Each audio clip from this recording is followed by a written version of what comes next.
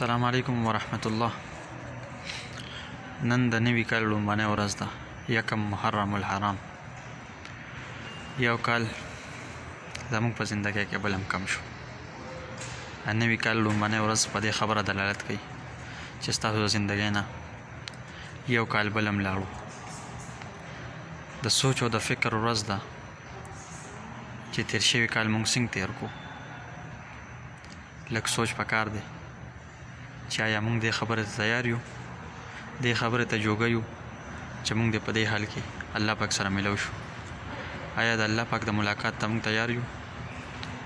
که زموږ جواب نه وي نو بیا د نوي کال آغاز په یو نوي ابتدا سره کول پکار دی چې الله پاک ته رجوع کو، خپل